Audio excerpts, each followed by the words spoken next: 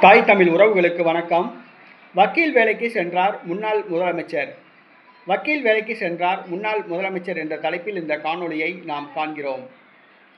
2026 தமிழ்நாடு, கேரளா, புதுச்சேரி, அசாம், மேற்கு வங்காளம் ஆகிய மாநிலங்களுக்கு தேர்தல் நடைபெற்றது.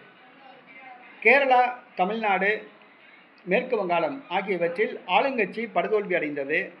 மேற்கு வங்காளத்தில் கடந்த 15 ஆண்டு காலமாக ஆட்சியில் இருந்து வந்த திரிணாமுல் காங்கிரஸ் தோல்வியடைந்தது. மம்தா பானர்ஜி தான் போட்டியிட்ட தொகுதியில் தோற்றுப்போனார்.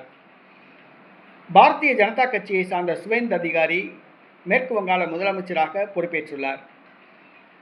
மம்தா பானர்ஜி அவர் முதலமைச்சர் பதவியிலிருந்து இறங்கியவுடன் வழக்கறிஞர் தொழிலுக்கு சென்றார். இன்று நீதிமன்றத்தில் வழக்கறிஞராக ஒரு வழக்கில் வாதாடினார்.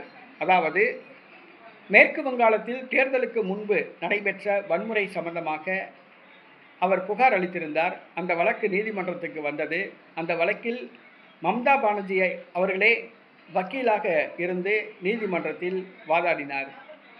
வழக்கறிஞர் தொழிலுக்கு சென்றார் மம்தா பானர்ஜி.